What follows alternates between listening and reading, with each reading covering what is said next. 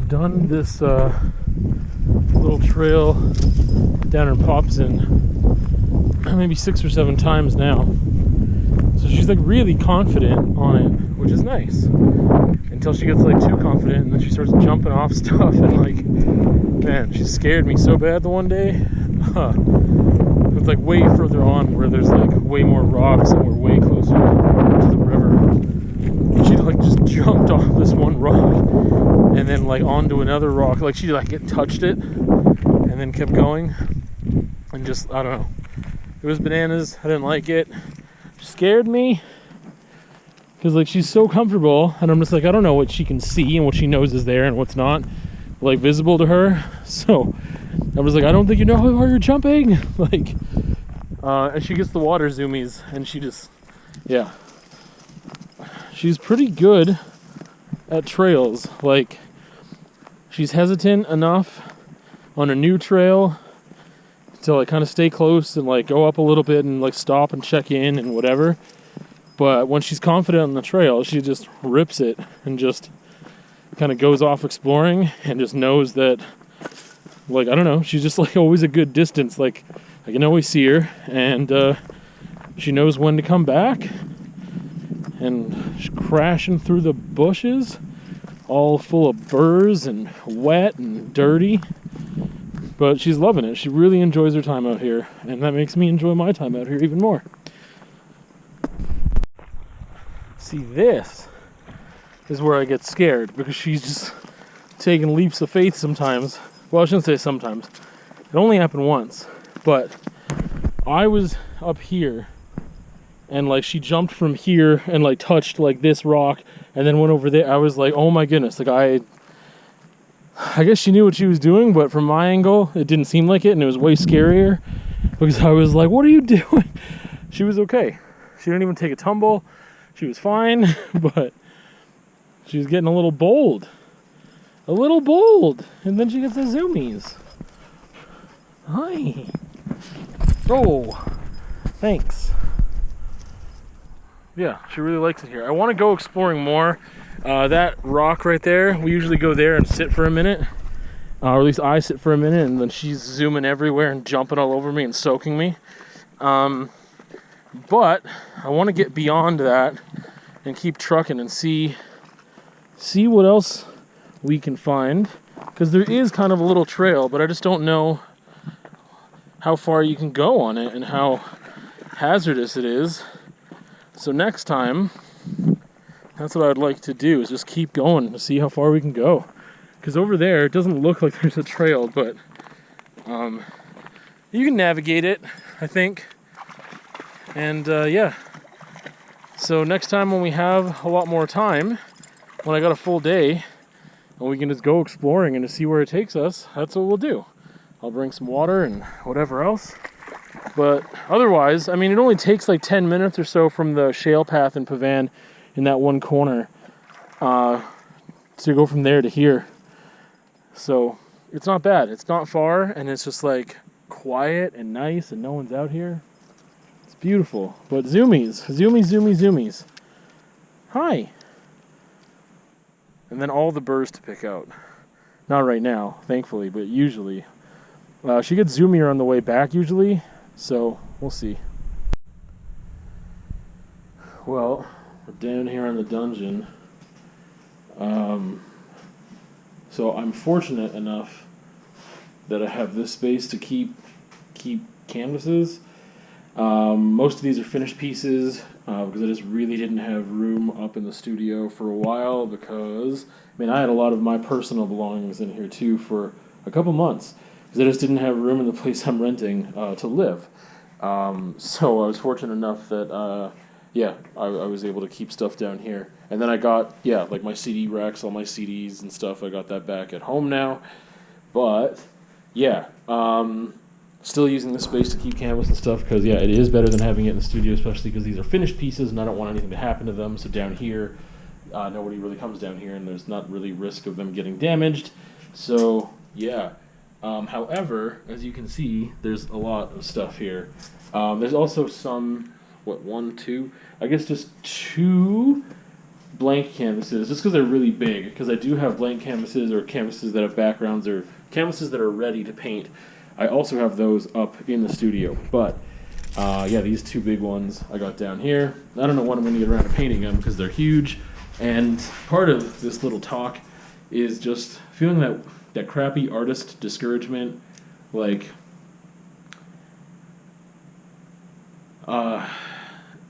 I came down here because I needed to put this commission piece in here. So that's a whole other thing, but that sparks it off. It's just like, piece was commissioned, and I need to get better at having a checklist of things that I need to ask for, or need to get details on before maybe starting to work on the commission, or just so I know, or like when we're discussing a commission. There we go, points of discussion. And part of that is payment and deadlines and expectations, things like that. So it's difficult because I am not a professional working artist. Like or full time, I don't have representation of any nature, and therefore it seems very casual. I'm not represented by a gallery or anybody, so a lot of these sales that I'm making are not formal sales to art collectors or people who are knowledgeable to some degree about art and involved in, like, I don't know, I want to say that world or something, I don't know.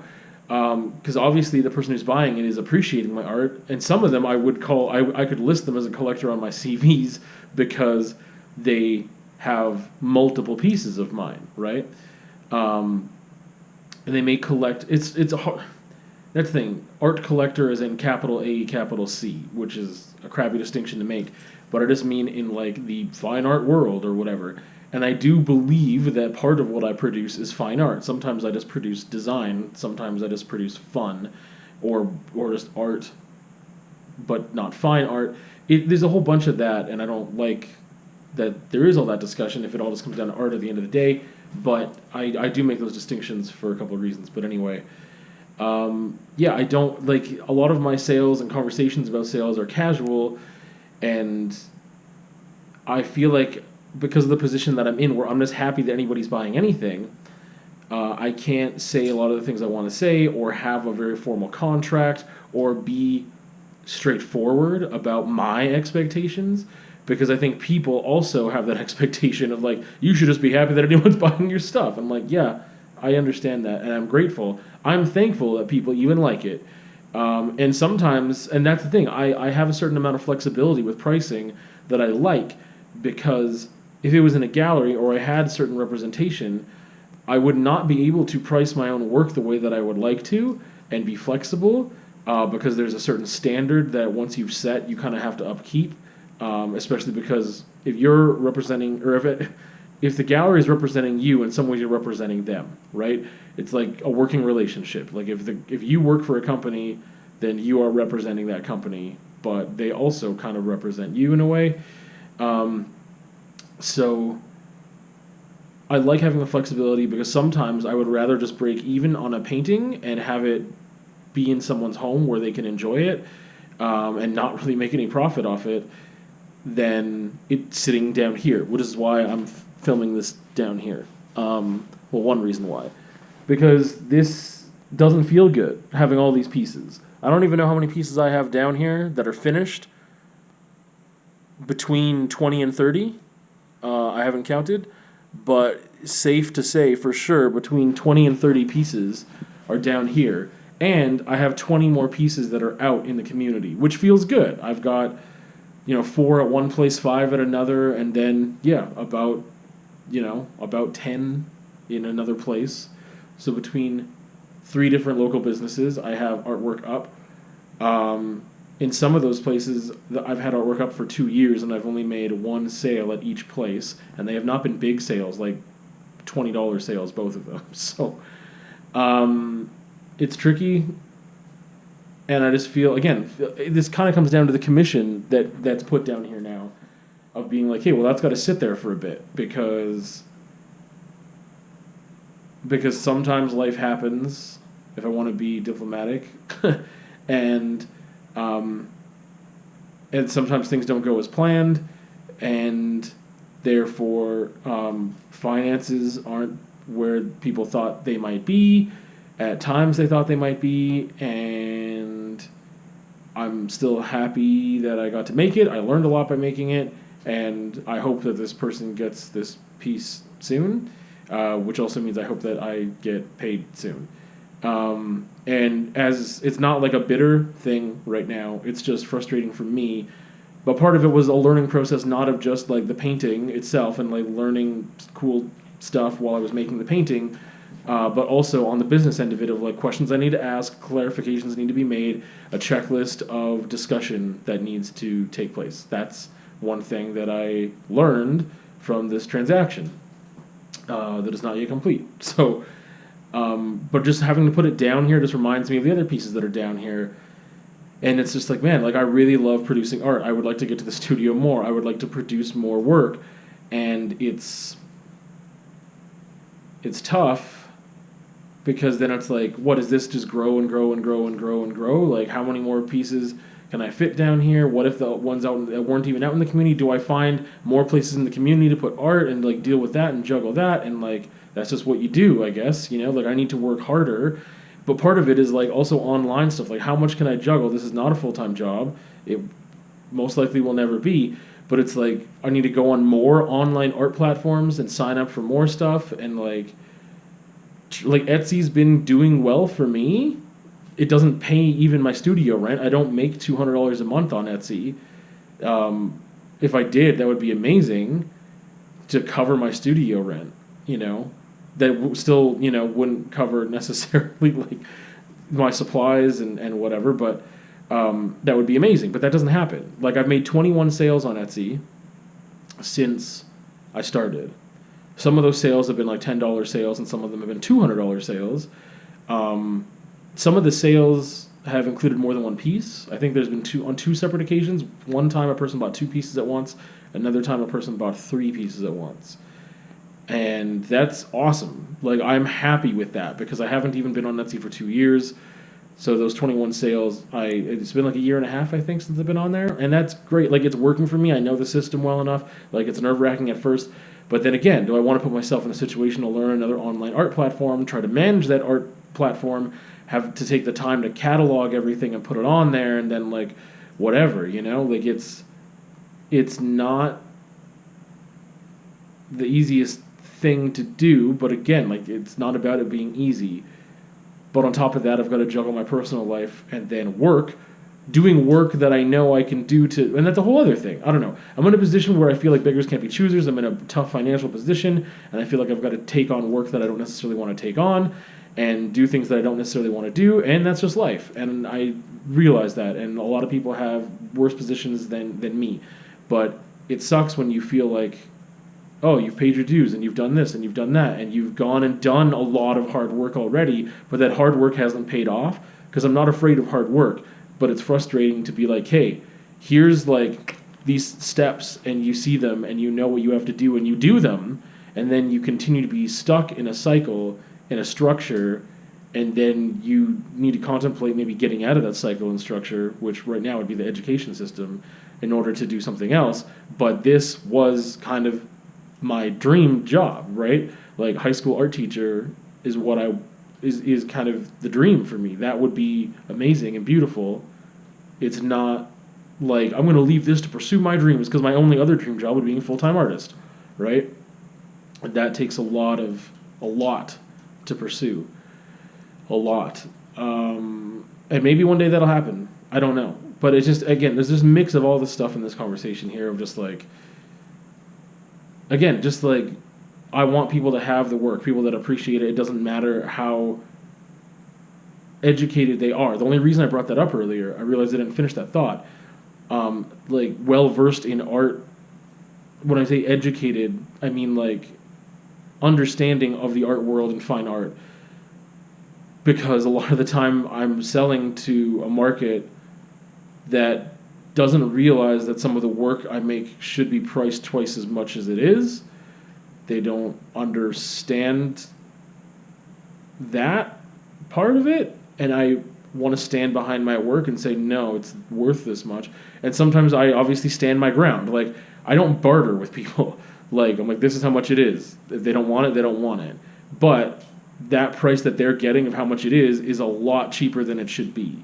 And so that's the struggle, is like being in the community I'm in and also not having an opportunity to sell stuff. I mean, like, this is a commission. I would like to make more things like this and have them just for sale. I'd like to make more things like that aren't commission based and just do what I want to do and be able to sell them. But again, I'm limited to the market that I'm in. And yeah, I don't know. Overall, just trying to wrap things up. I know that there's more work that I could be doing, so I just need to grind and do that work. But it's tough when you also have to commit time to you want to commit time to actually producing stuff creatively, and then I need to commit time to actually working a day job for money that will also hopefully get me to where I want to be with a career that isn't a full-time artist, but I still want to actually have the means to continue to make art, because if I can't make money off my art, I also can't buy supplies to make new art. And that process for me, that's the other thing that people just don't understand, that's tough, is like, I'm not making art.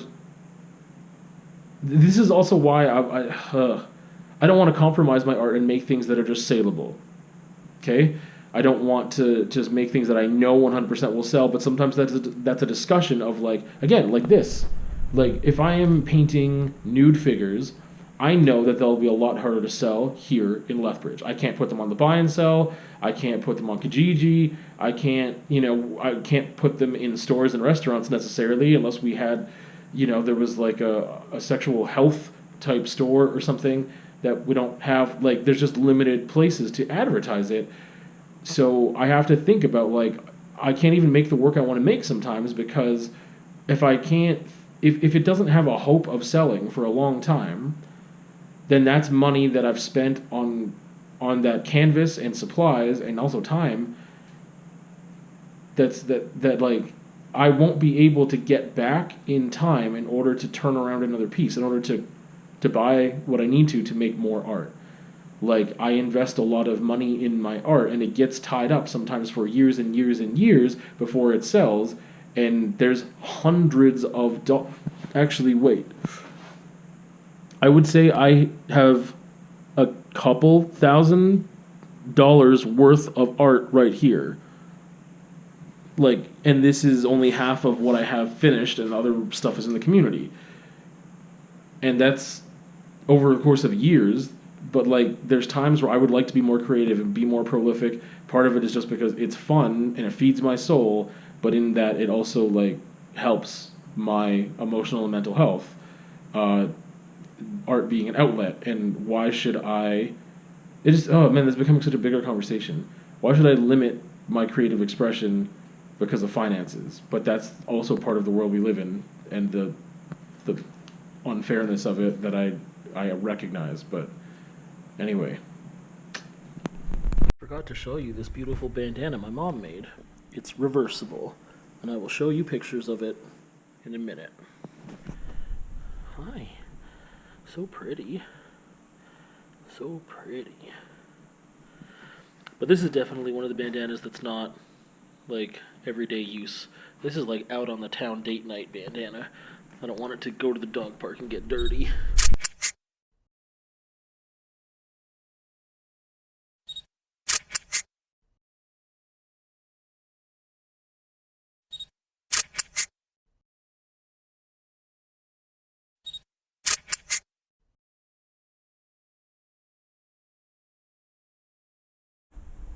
So, wrapping up the vlog. I was going to talk more about those bandanas, but I'm not going to. So, but I showed those pictures of Wren and I had more to say.